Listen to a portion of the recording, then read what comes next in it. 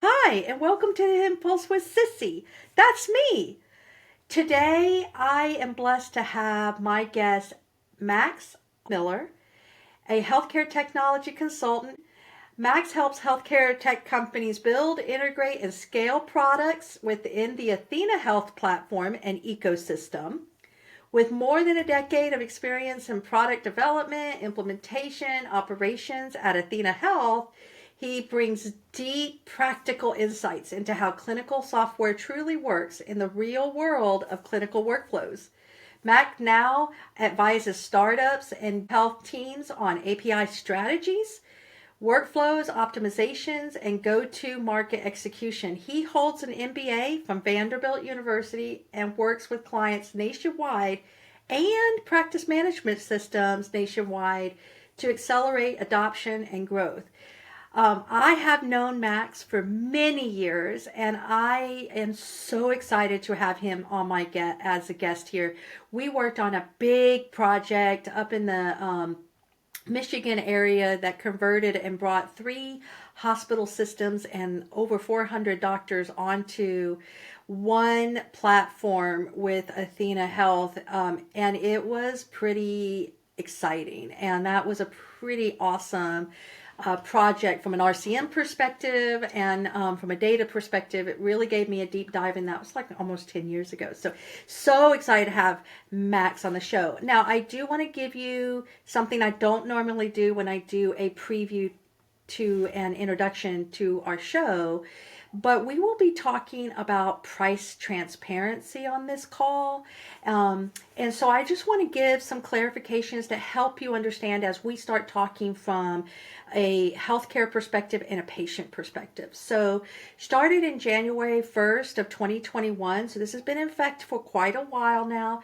Every U.S. hospital is required to publicly post their pricing information for the items and services they provide patients.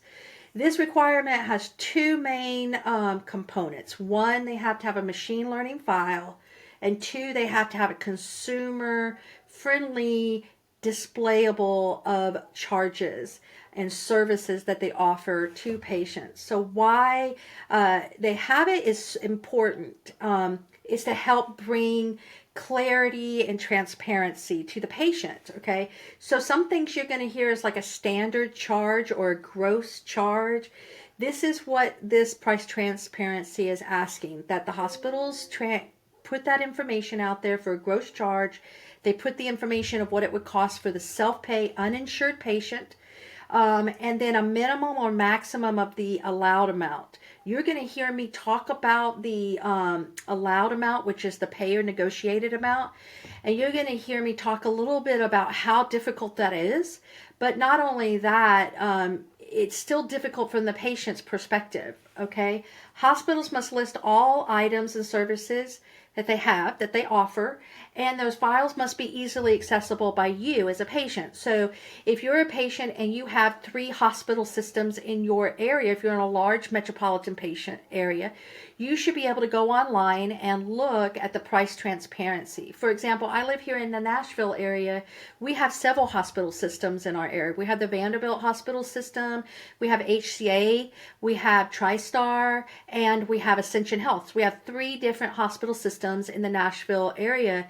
So you could technically go onto their web pages, or you should be able to, and look for the transparency of the charges between the hospital systems. So CMS implemented this rule because they wanted to help you as a patient to understand what the services are offered at the hospital and their pricing, and to encourage you to shop per se. If you could see me, I got quotation marks around shop per se, and make a formed decision. It's supposed to stimulate competition between the hospitals to help maintain cost, and it's supposed to help modernize the transactions and transparency of pricing for hospital. Here's the caveat, guys, that people just don't understand. and makes it very, very difficult. These are the posted gross charges. This is actually not your charge as a patient, okay? So this is not what you're going to ultimately pay because you have insurance or you're uninsured. So in the out-of-pocket cost for you is going to depend on your personal insurance, your personal financing assistance, your negotiated rates, your other factors. Just it's very personal when it comes to you, and the incentives improves, but customer still needs to have personalized estimates from their providers. Okay, what does this mean? So when you look up a gross charge, you're just looking at the gross charge. This does not tell you as a patient what your responsibility is of that service. And we're going to talk a little bit about that in today's podcast, so that will help you. So I want to just give you a little background about some of the things that we'll be talking about on the podcast to help you understand that. So why don't we dive on in? My name is Cissy Mangrum. I'm the host of The Hidden Pulse and the co-founder and chief revenue officer of RevTech Partners and Maximize RCM Consulting, where we operationalize practices, hospitals, dental practice, medical practice, all things healthcare, KPIs, build OKRs, and turn your data into actionable returned revenue. This is The Hidden Pulse with Cissy, where every story is a pulse and every pulse is a testament to the human spirit. So let's sit back, grab a cup of coffee, grab some tea and your favorite drink, and join us for a little while as we listen to an amazing stories of Max and individuals across the healthcare industry. Thank you for joining us, and let's begin. Hey, and welcome to The Hidden Pulse with Cissy. I am so excited. I've got Max Alsgaard Miller with me. I have known Max for many, many moons and many, many years. And it is so great to touch base back with you, Max, and for you to join me on The Hidden Pulse. I'm very excited to hear about all the great things that you've been doing over the last, 10 or 15 years that we've known each other. So super excited to have you on the podcast. So without further ado, I'd like to introduce you to Max. Max, tell us a little bit about yourself and a little bit about what you're doing. Hey, Sissy. Hey, everyone. Thanks so much for having me on the podcast. Yeah, my name is Max Alsgaard Miller. And as Sissy said, we've known each other for more than 10 years now, which is pretty incredible. Yeah, I work in the healthcare technology space and I really love it. There's so much opportunity. Healthcare touches every single person in different ways. And my whole life, I've really been interested in technology and how technology can help people. And it's just an ongoing process of getting the technology that we interact with in our day-to-day lives to match in quality and experience for the technology that we have in the healthcare space. So yeah, something an area that I'm really passionate about and excited to chat with you more about. Overall, I can share a little more background about my career. I've spent over a decade working at athenahealth. I started out on the implementation and onboarding team, traveling around the country and helping different clinics get set up with Athena. That's where I got to meet Sissy, and we got to work on some cool projects together. We'll get into that. And yeah, I went to over 100 clinics around the United States in that time frame. It was really interesting getting to see the different setups and the different configurations, but also getting to meet different people from different parts of the country that I had never been to before. And when I've gone on vacation places and I'm in like the touristy areas and stuff, you don't always get to meet the actual people that are like living and working in the place. So it was really cool to get to do that. And really stood out to me how similar people were. There were, of course, differences, different regional differences and cultural differences, but there was really a strong American thread through everyone, and that was a really great takeaway for me coming out of the implementation phase of the early part of my career. After that, I moved on and worked in a product operations team. And so there, I really helped the technical teams, the product teams at Athena, when they had new features and functionality coming out, how they were doing their alpha and beta testing, and then making sure that there was enough support and the right tools for people So I then went and worked on the product operations team. I wanted to bring my experience from out in the field back to headquarters. And I also wanted to get a little more technical. I've always been interested in the technology side of things. And the product operations team was a wonderful opportunity to bridge the knowledge gap and start looking at what functionality Athena was coming out with, and then what tools and support and infrastructure was needed to actually get the adoption of those functions and then those tools amongst the client base. So I got to build up an amazing team with some great people to do that work. Then I had the opportunity. Athena had a MBA sponsorship program, and so I applied and was accepted into that. That brought me down to Nashville, Tennessee, and got to attend Vanderbilt, and just had a fantastic time at that program. There's such a hub of healthcare in Nashville, and I knew that I'd be going back into the healthcare industry afterwards. So I really just did my best to get as many connections and learn a different perspective and a different way of thinking about healthcare being down there in Nashville. And Cissy and I got to meet up again then and kind of reconnect a little bit later. And then, yeah, I'll just go through the rest of my career piece here, and then we can dive into some specific things. When I came back to Athena to do my payback period, and I went onto the marketplace marketing team. So Athena Health has an app store marketplace where different companies build tools on top of or alongside what Athena's service offerings are. And Athena has a whole bunch of APIs, which are basically digital input output information that you can use to build an application on top of Athena. And so people build these super cool apps and they want a way to market them and to sell them to Athena customers. And so I created marketing services that Athena sells to those marketplace vendors to help them connect with Athena customers. And I really love that process. I got to own it soup to nuts and figure out the pricing and the operational tracking of like who was buying what and when the delivery was going to be, and then who was going to help with that delivery part, and then tracking the revenue on the back end. And it was really cool to do like a full process there. Um, and then I made the switch into product management. I wanted to get even more technical, and I really loved building things and making things. So I moved over to the Athena product team and got to work on some cool projects. I started out on the bug queue team and my previous experience working in implementation gave me a lot of expertise of like all the different workflows and how customers were thinking. So it really set me up for success on that role.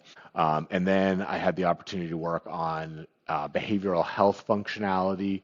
So for therapists to be documenting in Athena, and that was really cool. I did a bunch of research into just the history of behavioral health and mental health in general, how like psychology and psychiatry were started, and kind of where we are today as we're recognizing that mental health has such an important play in our overall lives and happiness and impact on physical health as well.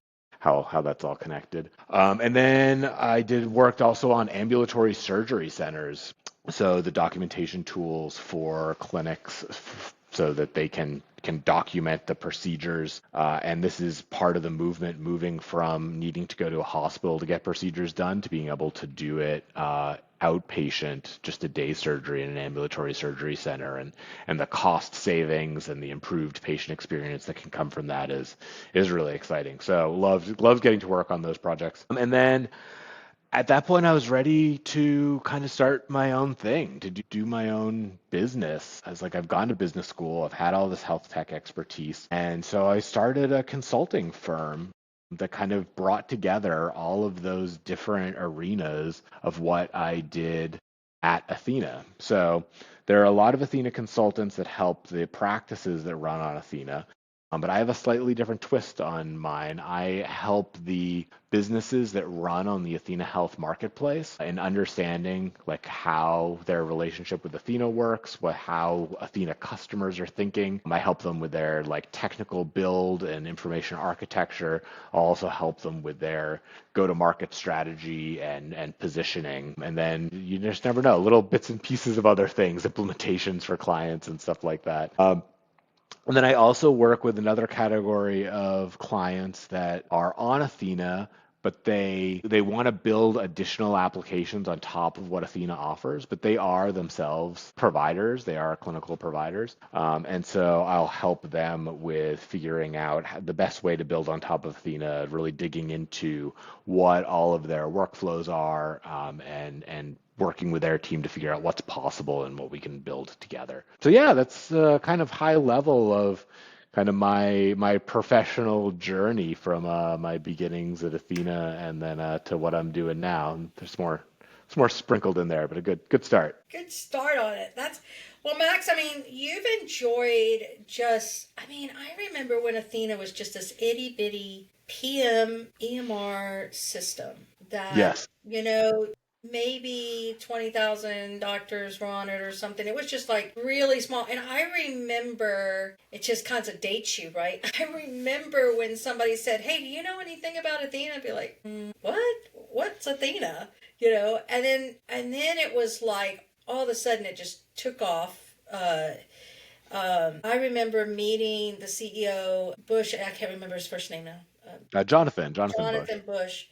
And he, oh, I just really liked his enthusiasm. And when he started talking about Star Wars and how much he liked that, and then he started naming everybody at Athena, I was like, okay, this guy is something. And then being able to work with you on a huge project on that, it was something real. And now look at where they are. I mean, they have really just grown, and you have been a part of that growth. I mean, you've been there almost from the very beginning, haven't you? Outside Uh, of you going out on your own now. yeah, I was there. I wasn't there at the very beginning. They were already public by the time that I was there, but the amount of growth that they've had's really been tremendous. And like you talking about Jonathan Bush just really brings me back. He has such he just lights up a room when he walks into it. It's really quite incredible. And he really made a splashdown in Nashville, particularly when I was in Boston. I'd say that I had worked at Athena Health, and some people would know what it was. But when I came down to Nashville and said that I worked for Athena Health, they'd say, "Oh, Jonathan Bush, I saw him give a talk down here, and he was jumping all over the stage and yelling at people and wearing costumes and all this stuff." And it was really an incredible personality for to be leading a company. And Yeah. yeah, he talked openly about his dyslexia, and Yep. I have dyslexia, and so I saw a lot in him. Not everything similar to me, but I like saw him as a different type of leader from other types of leaders that I'd seen, and that kind of gave me confidence in my own ability to grow and lead. Yeah, I think one of the things that was so interesting meeting him personally, because I worked at an organization where Athena was working to, as you were aware, because that's how we met, working to become the PM system of choice for the doctors, right? So yeah, he was fun to meet. I was like, Yes. okay, now working this guy must be an interesting and yet fun and challenging, exciting time because he had so many ideas. And then, of course, working with you and working with the people that I worked with you on those projects, I was like, okay, he knows how to find the right people for his teams because Yes. unique ability and the amount of things that you've learned and now what you're doing to help Athena industry partners and also people who work on it is pretty cool. It's pretty cool. So now outside of just doing Athena, what drew you into the healthcare field? I mean, what made you say, I really want to get into this? I mean, not everybody thinks about that right out of college, right? Yes. I want to go into tech healthcare. Yeah, no, that's a great question. So I guess there's kind of two pieces that merge together here for me. There's the technology piece and there's the healthcare piece. And the technology part came first. My parents joke that like the day after I came home from the hospital, my dad had me in his lap and he was typing at the computer at the same time.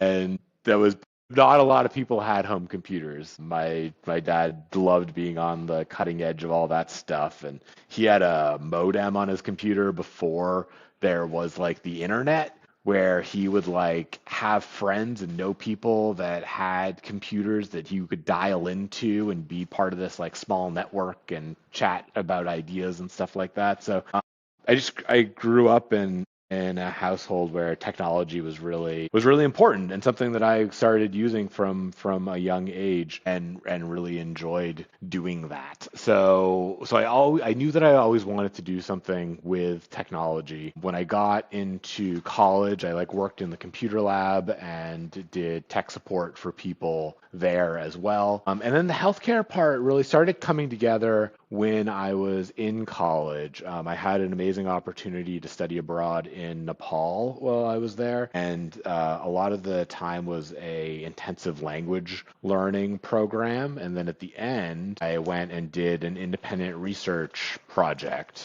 And I was living with a host family, and my aunt in the host family was a pharmacist and owned a pharmacy. And it was in a town that was like not too far from where I was, and I'd gone over there to visit. And I just thought it was really interesting how different the healthcare system there was. That people would like go to the pharmacist. They're like, oh, they have the medication, so they're going to be able to solve my health problem.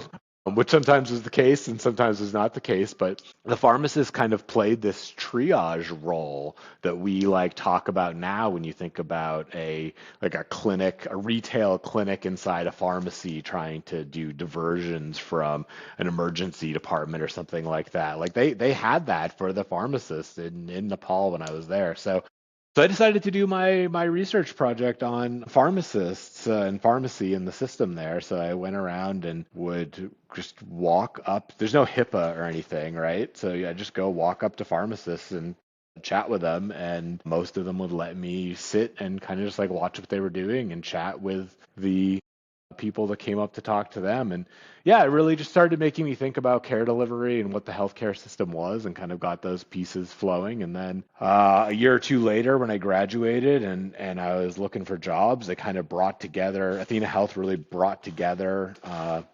the mix of this technology and healthcare pieces of my life together in a really cool way. And yeah, it kind of that's how it all started. And did you always like go to school in the area? Like, did you grow up in the area that where Athena is, or did you move over to that area, or how did you end up outside of just like at Athena, or just how did you end up at the tech company that you were just like, okay, now I really want to be a part of this delivery system? What drove you to go that direction and stay with where you were?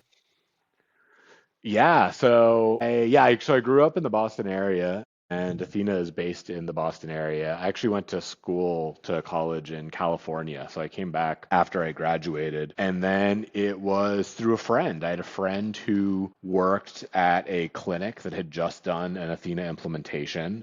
And they knew that I was looking for a job, and they said, "Hey, Max, I think that your skill set and your interests would align well with what this implementation process was." And so I had an intro call with one of the members of the team, and it went really well. And they brought me in for interviews, and those all went well. Yeah, that was how it all started. It's amazing kind of how we end up in the careers that we end up, and then it's like, wow, this is exactly where I was supposed to be. Yes, yes, I was it's funny. I was supposed to be right here. Yes. And then it becomes, yeah, there's kind of this flow of just kind of like thing after thing. And you're like, oh, wow, now there's this opportunity and now there's that opportunity, and kind of string them all together.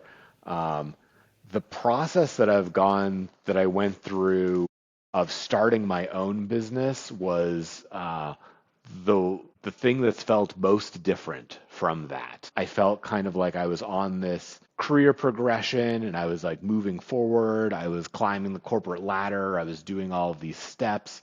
And then when I started my own business, I just started doing my own thing. And when I first left, it kind of brought me back down to zero. It brought me back down to basically not having a job and like, what do I do with my time? What are the things that are really important to me? Because I can't just spend 24 hours a day working on like building this business because then the business will never be built, right? You still have to sleep Yep. and eat and exercise and get all the pieces. So it's really made me do a lot of thinking about like what are the really important priorities for me and then come into building this business with those priorities. And now I'm kind of, as the business grows, like when I was employed, I would have to like get a promotion or change jobs or get a raise and it was like on this other cycle. But now it's all up to me to figure out how if I want to make more money or if I'm Yeah. happy with the amount that I'm working now and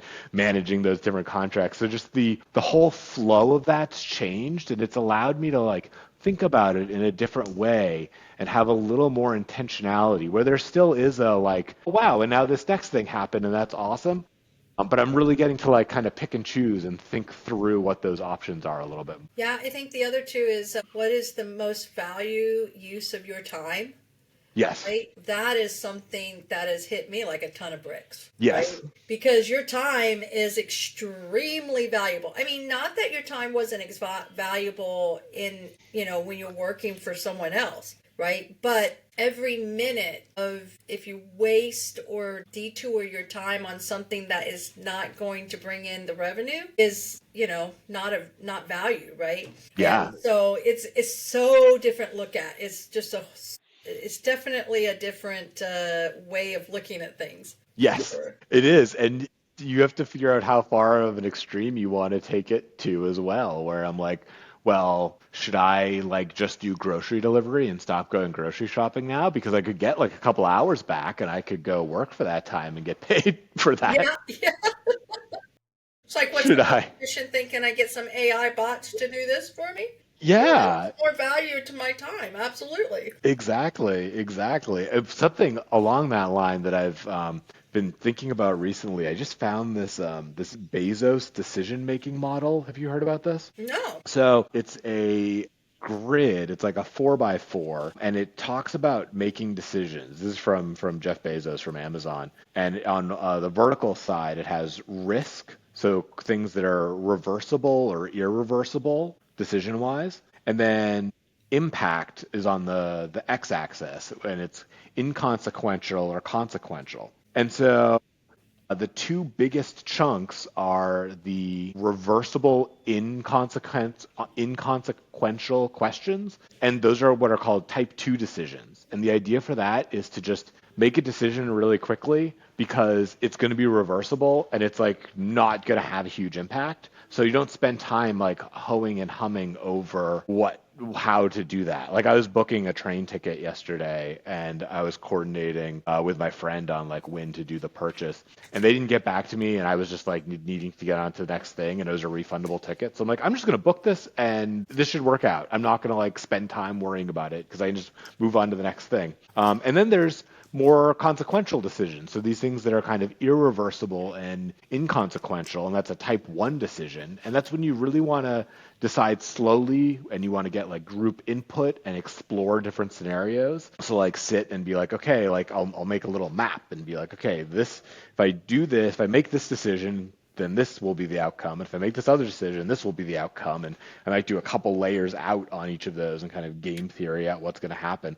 But for the type 2 decisions, I don't want to waste my time doing that. As part of this has been along with the time management is there's way more decisions. So having frameworks to help figure out how to make those decisions take less time gives you brain cycles back in your day, which is a beautiful thing. Well, and it's so funny because, when we're working for other people, right, before we ventured off and start working for ourselves and building a companies of our own, right, we're snapping through those decisions pretty quickly.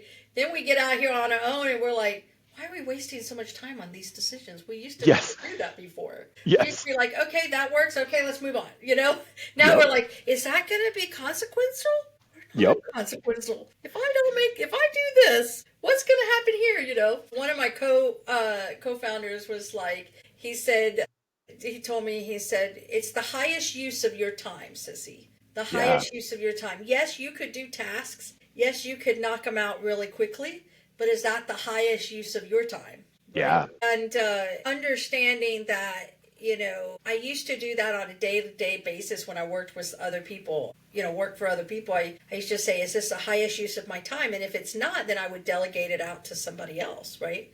Yes. Now, there's just me and like four other people. You can't just delegate it. And so now you think, do I just not do it? Yeah. Is that something I just say, okay, it's got to go over here. I can't do that. And then I think, but I've got to do that because it builds on this to go here. But then again, that's not the highest use of my time. Yeah. It's such a great question. Then does it start to make you wonder if it should have been delegated in the first place or if it should have gone away? That's right. Then you start go, do we even need that? I mean, and it's so cool because it's a little bit different than like what you're doing. You've kind of stepped out on your own and you're doing it by yourself. I'm sure you got some other people working with you now, but it's a little different because I'm doing it with, other co-founders and they've done this before. Right. Yes. So they've learned those lessons where I'm learning the lesson. And sometimes I do kind of think that they go, she'll get it. She will get it. It's just like, no, it's like, oh my gosh. But it's so interesting because, when people talk about starting a business like you're doing, right? Max, like, like what I'm doing, we read books, we listen, we go to one of those master classes, we Hmm. listen to the TED Talks, we're listening to the podcast, right? Hmm. And people are talking about doing the business and you go, oh yeah, I mean, fundamentally, logically, and intelligently, we understand that it was hard, right? Yeah. When they did it, right? And we understand it takes money and it takes time, it takes relationships, it takes people, right? But I'm going to tell you right now, I didn't really understand it. Yes. I didn't really understand it until I got into it. I was like, oh, now I know what they're talking about, right? Yeah. So it's kind of an amazing thing, and doing things that we're passionate about. Yes. Like Max, you're so passionate about what you do, and tell me, because you're so passionate about it, is it make it easier for you when it's hard, or does it go make it hard because you're so passionate about it? That's a good question. I think it depends on the day. It really shifts.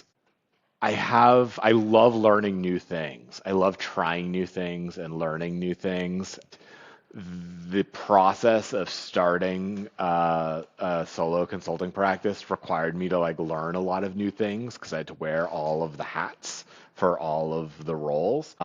And so I hadn't done the full like business development muscle before and building a funnel and getting my name out there and having people know, hey, if you want to build on the Athena platform, talk to Max. And I mean, it took months to get it down to that short clip that I can tell someone to get it to stick in their mind, right? So that whole part of it was new. And so when it came around and I had a good roster of clients and had the business up and running, it was a shift because I felt like I was going back to doing this healthcare technology consulting that I already knew that I was good at, but it was just a different thing from what I had to kind of put on pause and learn how to actually build a business and do the business development part in the middle. And now I like both of them.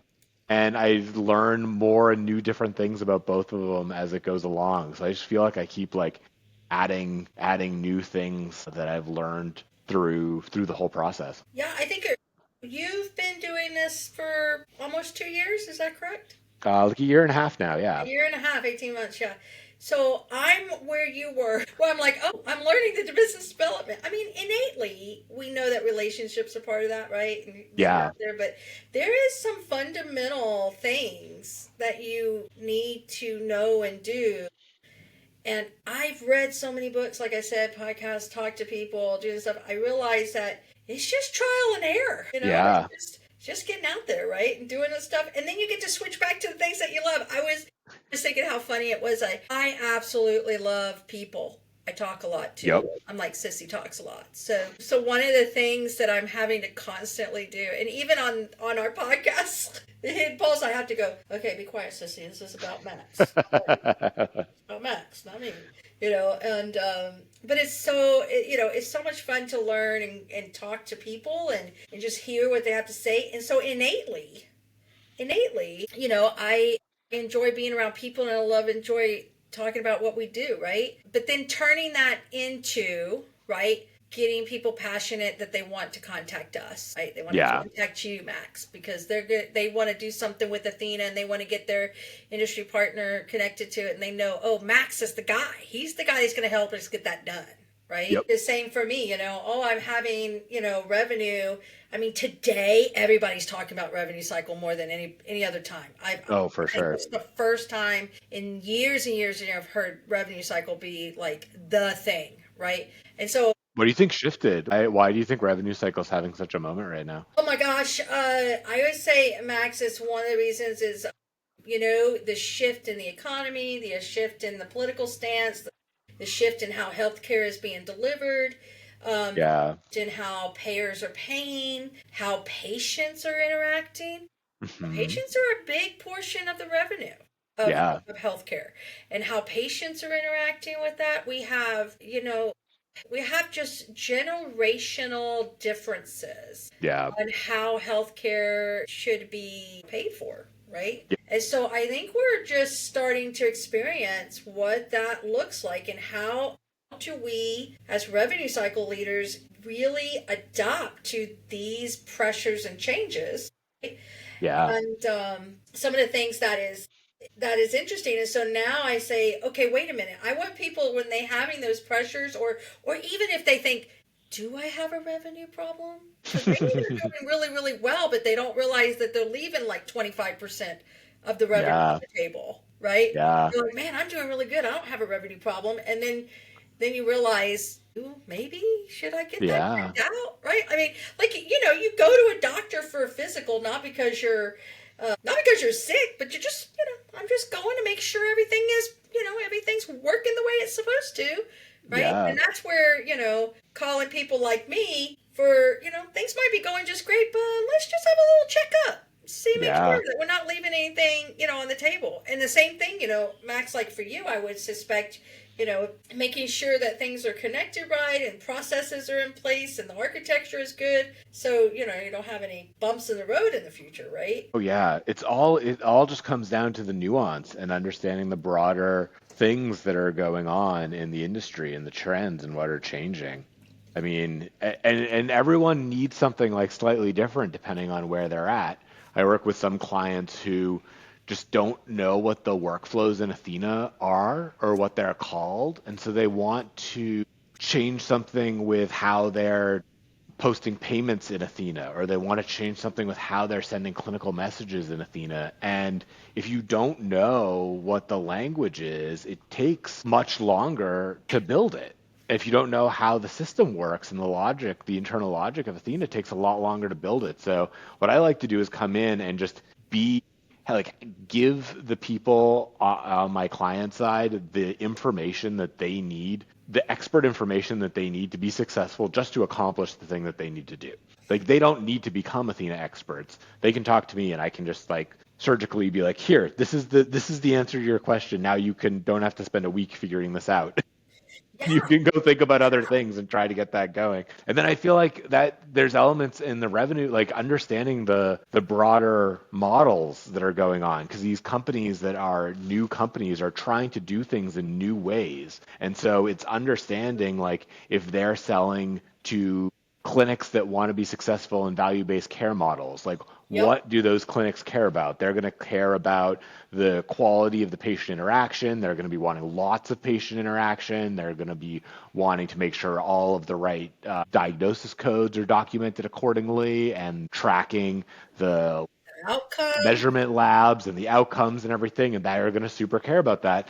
Now, if you have a clinic that's really focused on consumerism and having more cash pay prices and things along like moving in that direction, they're going to be thinking about a totally different side of things. So, Yeah, they're but going to be thinking about marketing and, do they have enough capacity? Do they have yep. enough, they're going to be thinking about different things that drive revenue. And low friction, and then that all shows up in the rev cycle about Oh, like yeah. where should you be focusing? Are you tracking your diagnosis codes and your outcomes? Are you tracking your patient self-pay balances? Are you looking at your marketing funnel? It's just like it's not just the mom and pop clinic down the street and everyone's kind of the same ish person showing up. Yeah, and and two, because of the ecosystem and like I said a little bit earlier, the different philosophies of different generations and how they treat healthcare.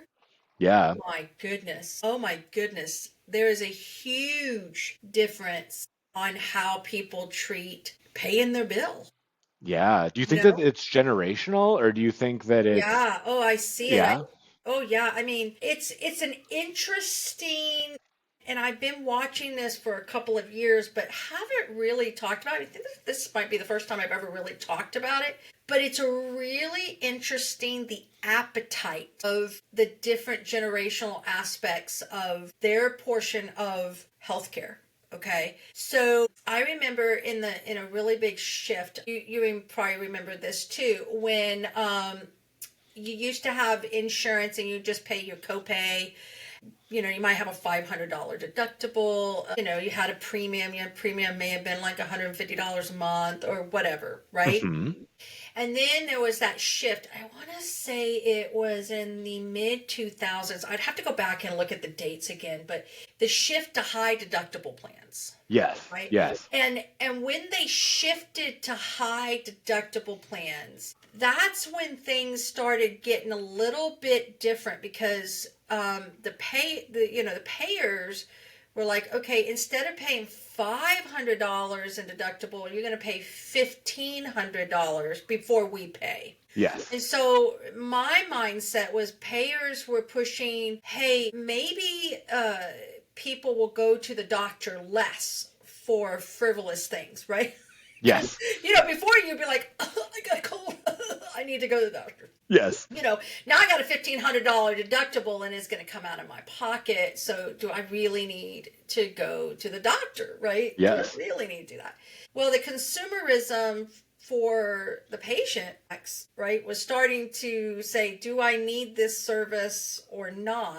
Therefore, the insurance companies now are paying, a little less, right, but the premium also went down because they had a higher deductible. Yes. Right?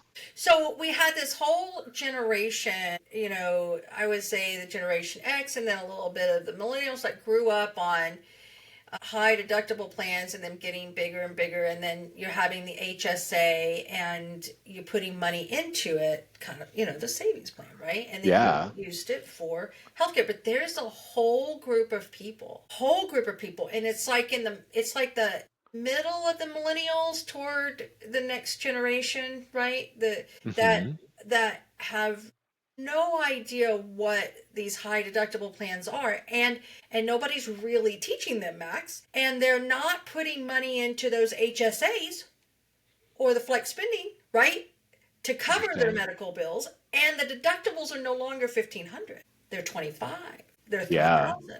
And so you have this whole portion of rev cycle that is now the patient's responsibility, but they haven't been educated to save the money for it. So then they go to the doctor, and it's literally devastating in some cases. A patient goes to the doctor. Wow. It's true. It's true when you're paying your portion of it before insurance does. And then if you notice this, Max, you've seen a higher increase of patient financing because of it. Right? Yes. Have you seen that in the industry? Like more and more people are getting into the patient financing because they're realizing that patients need to have something to pay their medical bills because their deductibles are $5,000 now or $8,000. And then the other layer on top of that is like you're a revenue cycle expert, so you can rattle those numbers off the top of your head. But if your average person who is working and isn't in the healthcare industry, they're how can they know what those prices are? Yeah. Oh, yeah. Oh, yeah. No one has any idea. Well, I tell people all the time, I say only 1% of the U.S. population works in healthcare. Only 1%. Out of that, only like 0.15% works in revenue and in the business side of healthcare, the business side. Everybody else is on the clinical aspect of it, right? Yes. You have a very Might be a little more small than amount of 1%, people but there's very few people that understand how the revenue that cycle really works. understand the inner workings of the business side of healthcare in the Yeah. United States, right? But yet you have everyone in the United States that's born has experienced healthcare from the Yeah. moment they're born, right? And so it's such an interesting conundrum because we're dealing with a new, and I wouldn't say new, but I would say a newer part of healthcare from a rev cycle perspective, that there's more dependent on the patient to pay Yes. than the insurance.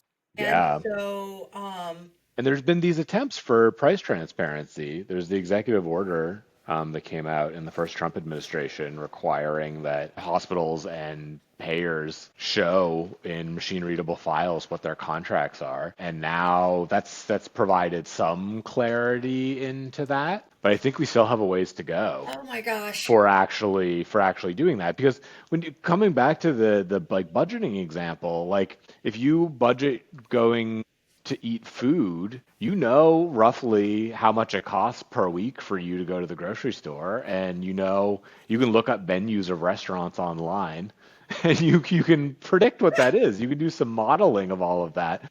But planning for a unpredicted health issue is just not is hard to do in the first place. And then when you can't get any of the pricing information around it and you have no idea how much it costs, most doctor's office you call, they're not going to be able to tell you how much anything's going to cost. Yeah. It's really it's not setting people up for success and being able to do these things. But it's so funny because I tell people all the time. I said, yes, I am on the revenue cycle aspect. I am on the business side. I am the one that's going after the insurance for payment, and in some cases having to go after the patient for payment for services that were rendered by the doctor or the rendering provider, right? But I'm also a consumer of healthcare, right? And so I look at that and I'm like, I see it on the other side. Yeah. The thing that you're talking about, people think it is so easy. They're like, why can't you just publish it? Well, yeah, sure, we can publish the charge. But you know what? The charge is not the actual fee. That's not Oh what they're yeah. really going to get paid. Right? Nope. At the end of the day, every doctor or provider that has an agreement with a payer signs an agreement that says they will not disclose, is basically saying that this is how much the doctor agrees to be paid for that service. Okay. So you might bill the insurance company I might five bill the hundred insurance. dollars, but the insurance companies, you've already made a contract with them, being like, we're actually going to pay you $300 for this, not $500 for that. That's right. That's right. And so, but here's the kicker, and this is where a lot of people, I love talking about this, Max. But a lot of, and this is rightfully so, I don't expect people necessarily to just know this innately. Okay. But if you have insurance A, I'm not going to name the payers. You guys can decide what payer No, it is. yeah. But if you have insurance A and you have 8 insurances, you have 1, 2, 3, 4, 5, 6, 7, 8 that you take. Okay. And anybody could think about what those major 8 insurances are in the United States, right? When a doctor negotiates a fee for that service, let's say an office visit, right? And they negotiate that office visit with 8 different payers. And guess what? Those 8 different payers don't pay the same. So my charge, I may say if I'm the doctor, my charge is, I'm going to do simple math. I'm going to try to do simple math here. My charge is $100. Let's just say my charge is 100. Hey, well, insurance one will pay me $90 for that visit. Insurance 5 will pay me $50 for that visit. And insurance 8 will pay me $150 for that visit. Okay? Yeah. Guess what? If doctor does not raise his charge to at least $150, he's going to lose out on that $50. The insurance company is not only going to pay you for what you charge. Yeah. Okay. So what happens to the person, to the insurance that only pays $50 for that visit? That means that the doctor has to write off $100, right? Yeah. But the patient doesn't have to be responsible for the difference because that's the contractual amount, right? So it's very, very difficult to say to an industry, you need to disclose your transparency price, because sure, I can put out there what I charge. Charge is arbitrary. Because insurance, it has to be the contracted negotiated rates. Right. It needs to be, my rate for insurance 1 is going to be 90, and my negotiated rate for insurance 8 is going to be 150, right? Yeah. And so my charge could be $1 million because I'm going to adjust all the way down to whatever my negotiated rate is. Right? So that's what the price transparency is trying to help. That's what price transparency is trying to say. Hey, listen, we want to see that. Well, you can't see that because it's written in the agreements. Now, it's the reason why doctors can't go and talk to other doctors and say, hey, I'm with Insurance A, and you're with Insurance A. How much is Insurance A paying you? They can't do that. They can't discuss that information between them because their contracts say that. But then you have this transparency law that says, hey, you need to disclose that. It's like, so they're saying that no longer can be and private. So they're saying that the law supersedes the contract. Yeah, and it's the way the contract's written. I think that's where everybody's like, okay, we'll disclose our prices. Here's our charges. No problem. We'll disclose our charges. No problem. That's price transparency. Here's your charge. But that then leads the patient thinking that a service, okay? Now I'm going to get into some education, right? So anybody's listening to this is going to be like, oh, Lord, Cissy has gone down this road. This is supposed to be all about Max, and now she's talking about revenue. Okay, so let me just say this real quick. What the negotiated amount, which is what the payer calls an allowed amount, you see that on your explanation of benefits, which is called an EOB. Okay, that is the total amount being paid. From that allowed amount, that's where the patient starts to pay. Okay, so if the patient allowed amount is $100 for that visit and the insurance company pays $80 and you pay $20, the doctor's only going to get $100, regardless of whether his fee is $500. Okay, so, but that's where it gets difficult for a patient because the allowed amount is 100, the insurance pays 80, they pay 20, but the charge is 500. They don't realize that $400 is going to be adjusted. Yes. Okay? And the reason why it's 500 is because insurance A will pay 450 for that. Or another insurance will pay 450. And so they have to charge high enough to be more than their highest paying insurance. Yeah.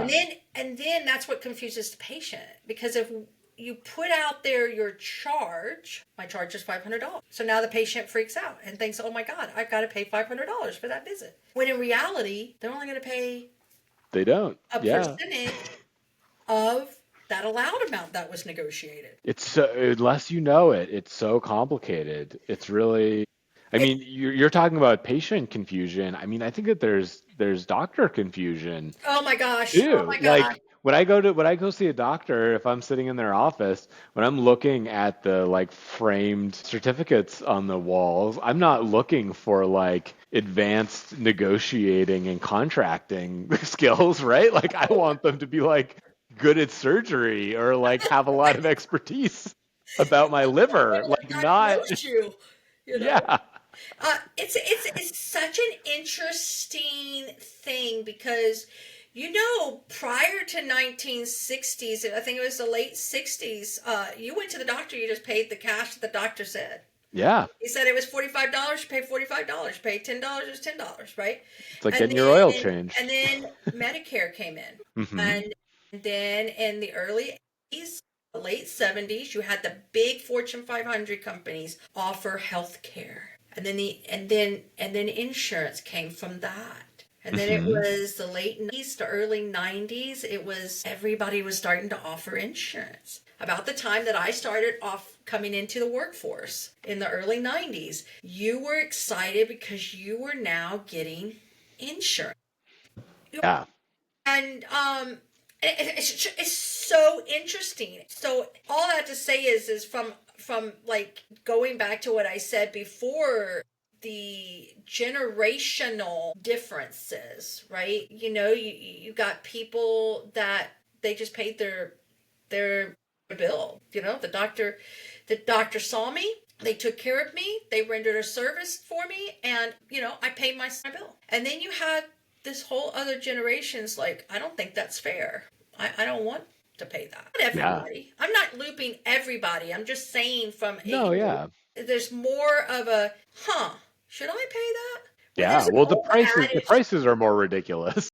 Well, here's the thing. There's an old adage that every rev cycle and business person says, and if you meet them, they'll say the same thing over and over. And it's so interesting because when I hear it, I go, oh, yeah, that's true. I say, when you go to a mechanic because your car's broken, right? You're gonna pay before they give you the keys to that car. They are not going to let you leave with your car without you paying for the service that they provided. Mm-hmm. Or if you go to the grocery store and you're buying bread, you're not going to be allowed to leave without actually physically buying that bread. Yeah. Okay, you're just not. There's a little nuance. You put it on your credit card, and the credit card's going to float you. Well, yeah. I mean, but at the end of the day, you're making that person rendering the service is going to get paid before you leave. Whether it's through credit card, debit, financing, whatever it may be, they're going to get their payment before you walk out the door, right? Mm-hmm. Healthcare is not like that. Yeah. Healthcare, you get to go. You get to be serviced. You get to be taken care of. You get to be given medicine. You get to be treated. You get to be splinted. You get to be sutured. You get to be taken, your life gets to be saved. And you know what? You get to leave the hospital. You get to leave the doctor's office. You get to leave the actual physical place the service was done with minimal payment, right? Yes, but that's because the doctor doesn't know how much to charge you. But at the end of the day, you're not paying the full service at that time. They could charge you. They could charge you. If they can figure out how much you owe. Well, and that's the other thing. You can't walk into this is one of the things that is also, from my perspective, and this might be controversial, totally controversial, and I understand that. But you can't walk into an office and expect to know what that doctor's going to do for you if you don't even know what's wrong with yourself, right? Oh, yeah, for sure.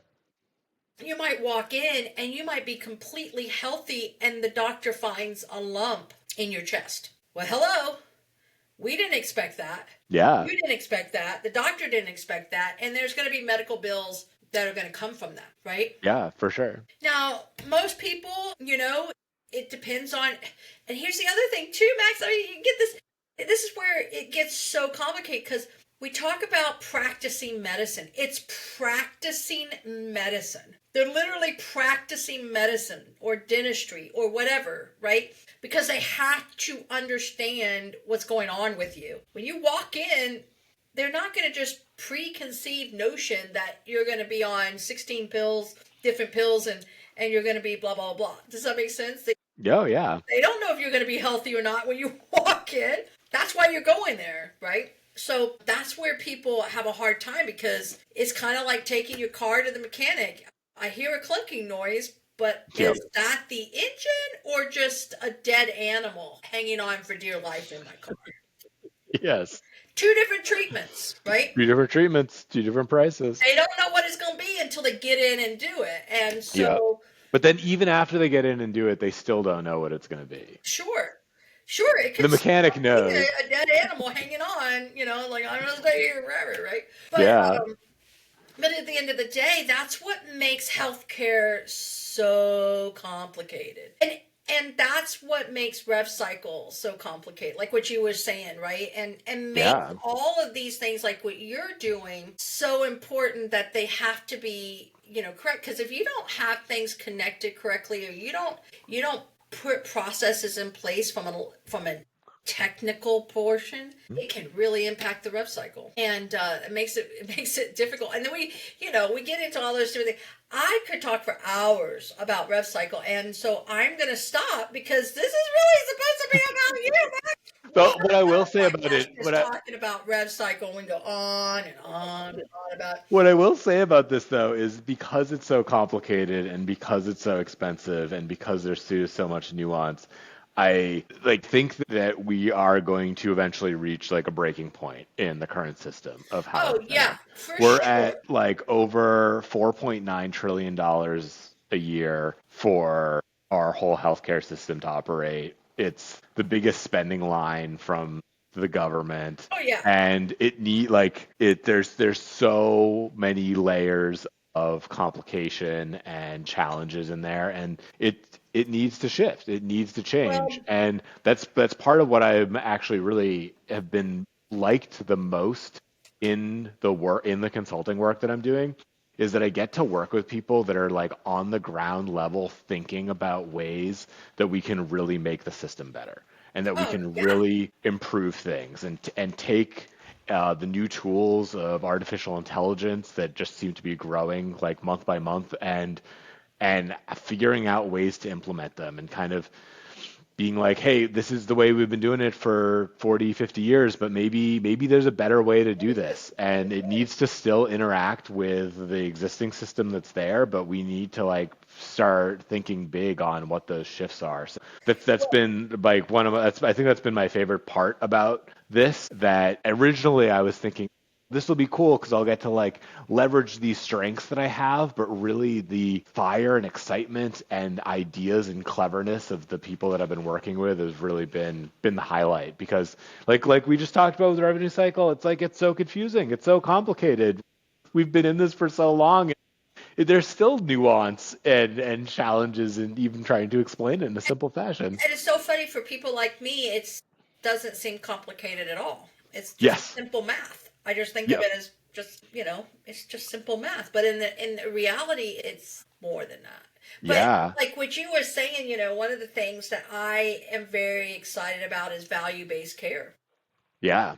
And the technology, like we're building a value-based care, platform for dentistry, because, dentistry is it's a huge industry, and oral health is so impactful for your overall health. And Hmm. more and more people are starting to figure that out, right? Yeah. But value-based care in medical is the same way. I mean, it's the outcomes. Are we treating patients in the most efficient to get them healthy again, or are we just throwing a band-aid on it, right? Yeah. And that's where value based, for me, I know that's super simple, and we could talk to a value based, uh, expert and be like, oh, okay, yeah, yeah, yeah, there's more to it. But, for me, it's just saying, hey, you know what? Let's have better outcomes. And that means the patient comes less. If the patient comes less and I have better outcomes, then I should be paid more because I'm a better doctor, right? Yeah, it Instead of depends seeing a on what ton the of illness the patients, patient has. And yeah, there's also a level too where we just need to like reduce the cost of where it all is too. oh So yeah, like oh yeah. drawing a line and being like, okay, this is when we've implemented value-based care and now the doctors get paid more when people are healthy from there. We have to like Yeah, the math of that it's all has called to incentive, click. right? Yeah. Yeah. When you There's are something else. treating a patient and you're doing such a great job as a clinician, you've really tuned in on what's going on with that patient, and you've really gotten that patient to tune in on their health. Hmm. Because I think one of the things about value-based care that is extremely difficult from my perspective, and please forgive me for anybody who's in value-based care and rolling their eyes at me, but the patient is a big portion of that. Yeah. If you tell the patient, don't go to the ER every time you have a headache, come and see me, it's like, oh yeah, I should probably do that, right? So I But mean that comes back to something that you were saying that links a couple things together that I think are really interesting, and that's this concept of when we have knowledge, it becomes really difficult for us to imagine other people living in a world where they don't have that knowledge. And yes, so that can be in understanding how revenue cycle works and how this whole thing works. And then that's complicated enough that I'm able to like take one layer of abstraction and understand that people aren't seeing that. And then I think of it like with the doctors when they're like telling patients over and over again about what they need to do for their health, and the doctors like understand it in a like visceral way and have seen patients go through this process of what happens when they don't take care of themselves. But if yep. their current patient in front of them hasn't seen that, it's really complicated and really hard to get them to come all the way around on that. I just read about an interesting study that a psychology professor did to kind of like break this down. And so they had two people each session. They had two people, and one person was the tapper and one person was the listener. And what the tapper would do is they would give the tapper a common song people know. It could be like Yankee Doodle or the national anthem or Happy Birthday. And they would tap out the tune to the song on the table. And then there would be the listener who would listen to them tapping out that song. And it was the goal of the listener, who the listener was not told what song it was going to be, so they had to guess what song the tapper was tapping. And it turns out that the listeners are terrible at identifying what song it is. It just Oh my sounds like the goodness, person's yeah. randomly tapping on the desk and they're like, what do you want from me? Like there's no Like, way. that's real great beat, but I have no idea what you're doing. Exactly. But the thing that was amazing about it was that when they asked the people doing the tapping, the tappers, what a percentage chance do you think it is that the listener is going to know what song you're tapping? They said like 52%. Oh wow. They were so confident because they knew what the song was. They were singing the song in their mind as they were tapping it out. They had that knowledge, and it seemed so obvious to them.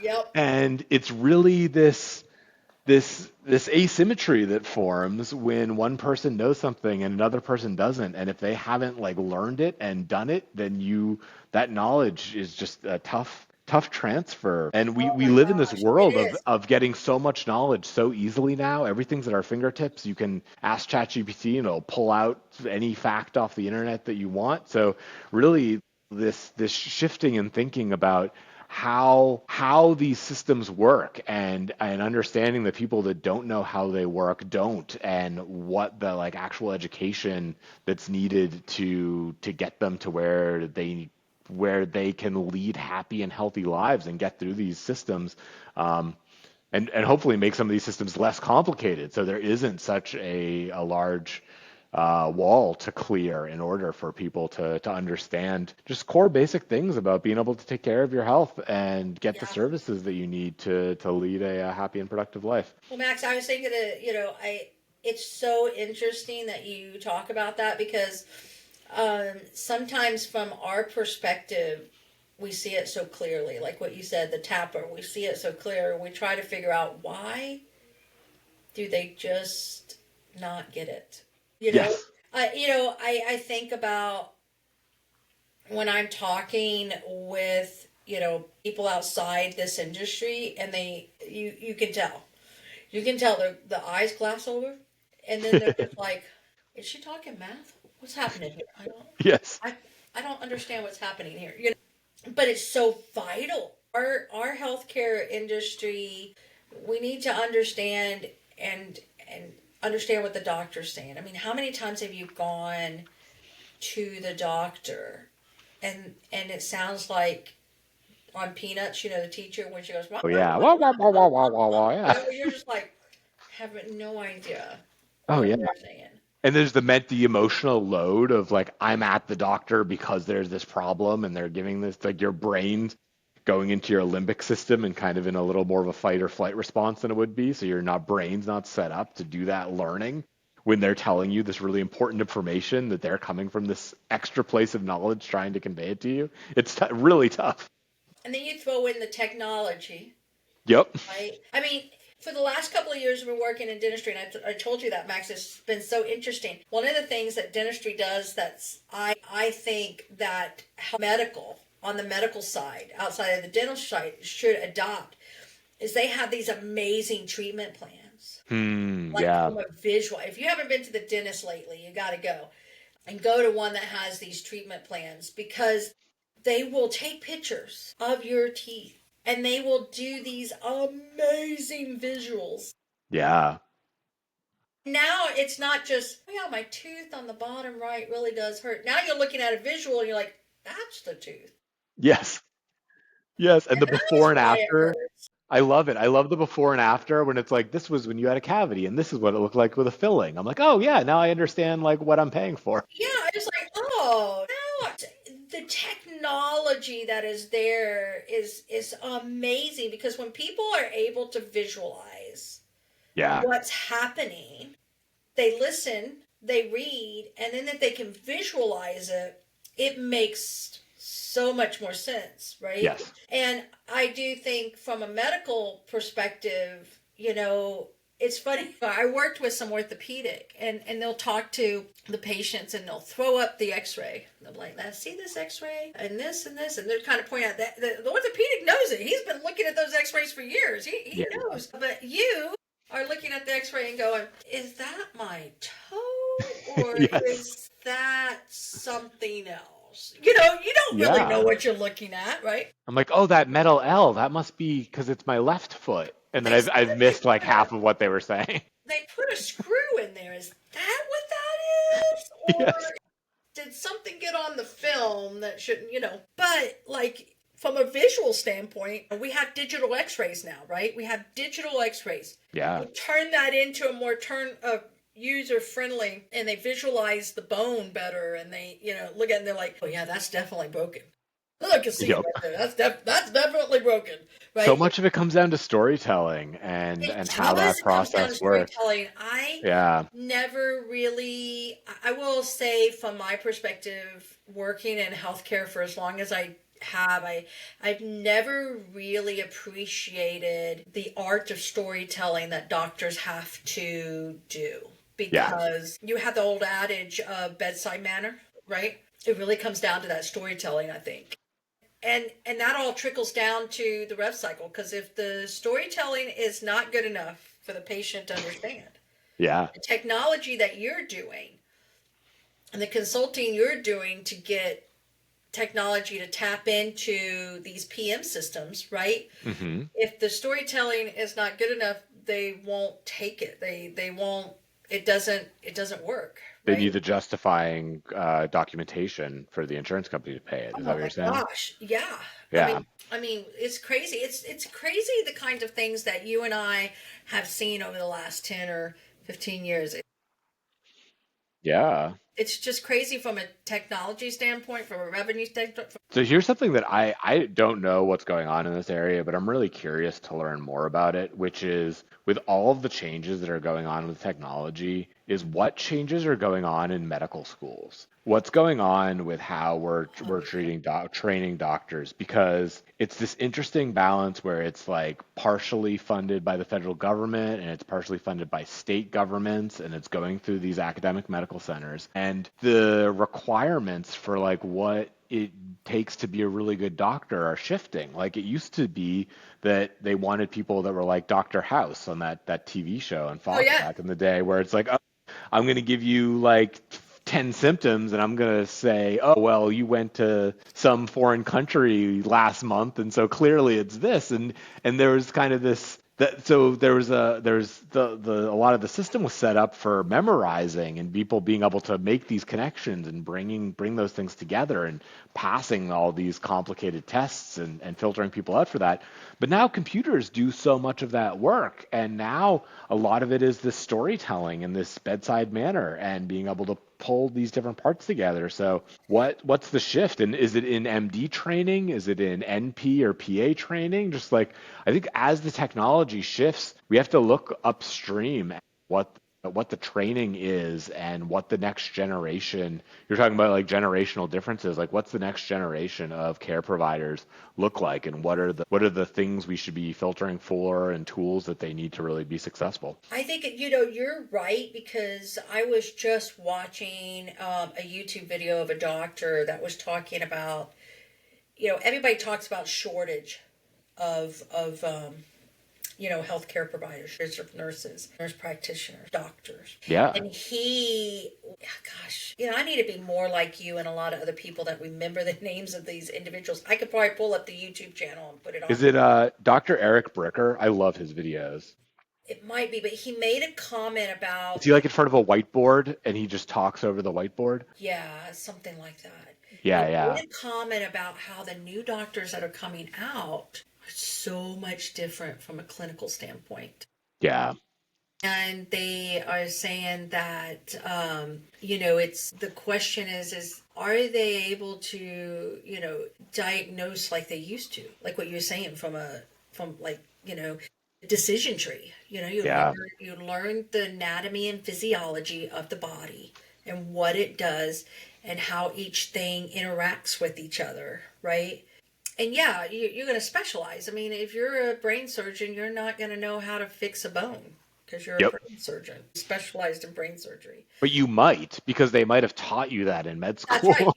You might be out and hiking with somebody, and somebody falls and breaks a bone. You'll be like, wait, whoa! I know how to splint this. I know how to make sure the blood doesn't. I can stop the bleeding. I can do all the first aid stuff, right? Yeah. But you're not going to go in and do the surgical procedure. You're going to bring in an orthopedic surgeon to do that, right? And if you have a jaw surgery or somebody has a motorcycle accident and somebody, hits their head and breaks their jaw, they're not going to bring in an orthopedic.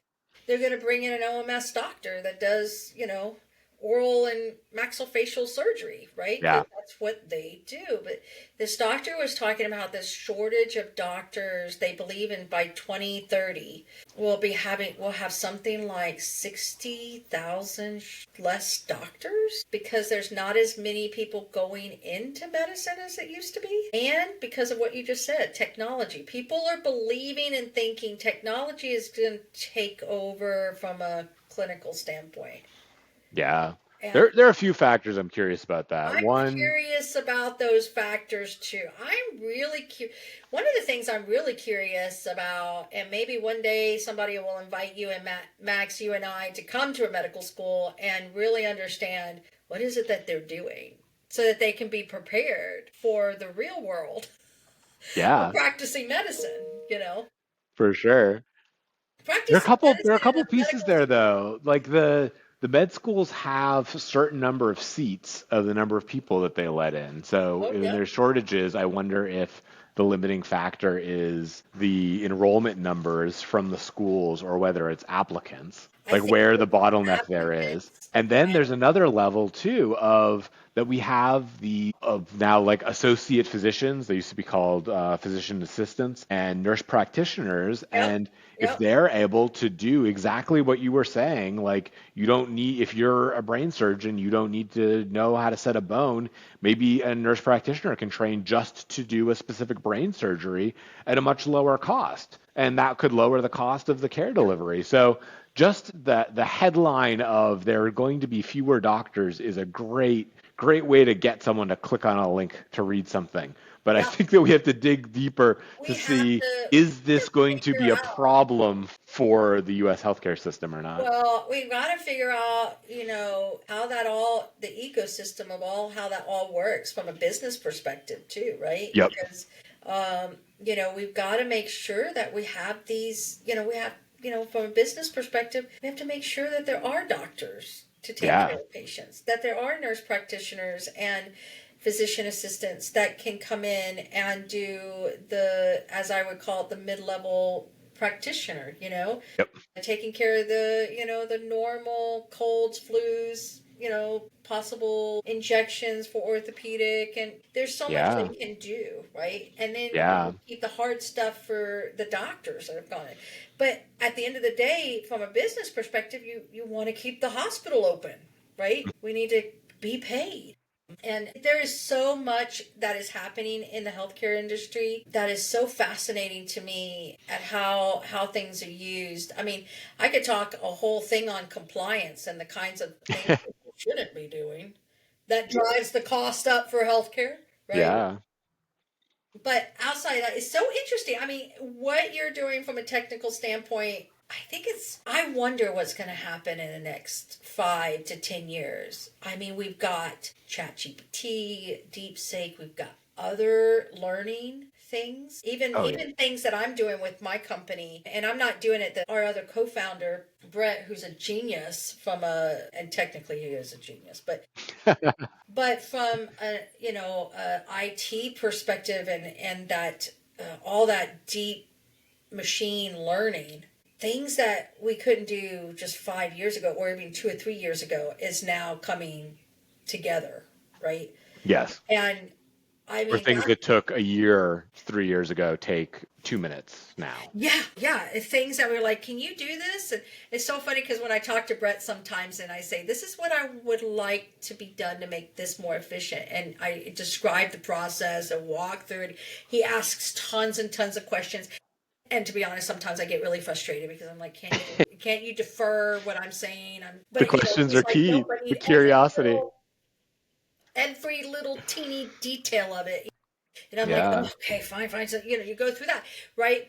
But what he's doing is then he turns around and he writes it in that program, Yep. and every minute detail. Yeah. You have to have it for that computer to do what it does, because we fire neurons in our brain and it just fires those details. We're not really thinking about that, right? But in order for the computer to do it, you got to tell it, right? Yep. Every little detail. And so that's why I think, from like what you were saying, I'm really interested in knowing what, is the medical schools implementing technology? Yeah, and how are they doing that? Putting in this machine learning? Are they doing or utilizing these, programs like ChatGPT and, rationalizing programs?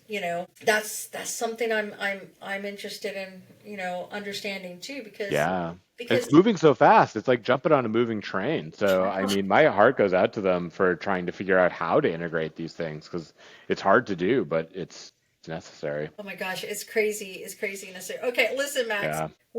I've had so much fun. Oh yeah. Oh, we could just keep going and going for hours. It's already been an We should hour. save some more for another time. We didn't even get through 2-3 questions, but you know what? That's what I love about the Hidden Pulse. We get to talk about things that we really enjoy. Yep, And, exactly.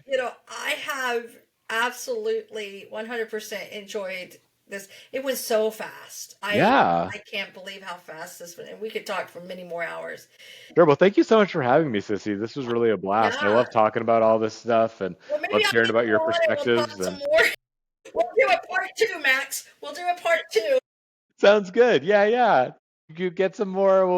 You'll get some more variety going on, and then we can come back and do a little retrospective and talk about all the crazies that's happened and all the great stuff. So yeah, I'd love to hear too, as you do more and more episodes of this, kind of like what you learn from the various guests that you have on. It'd be great to do like a retrospective episode at some point. Oh my gosh, that is a great idea. I think maybe I should do that in December and just like put a podcast together with excerpts of each different podcasts. Yes, like a little best of. It's you know what I'm saying? Like you know how you watch things and you're watching the news and they do a little expert, 15-second talk, and then you do that is such a great idea that I can't tell you how much I've already learned. I can't say, Max, how blessed I feel that people have wanted to be on the Hidden Pulse. Yeah. So I can't tell you how much I appreciate you being willing to take your time because, earlier we were talking about how valuable our time is, right? Yeah. And I hope that, at the end of the day, that people that are listening to this podcast, and a ton of people, so you'll be able to share this with everybody and be like, okay, they really got deep into that. Yeah, absolutely. But, at the end of the day, I want people to know about you, what you do, and, we're going to make sure that you're out there and people will know. There's so many people that work with Athena and want to work with Athena. I know one day I'll be knocking on your door and saying, okay, I need to integrate with Athena. How do I do that?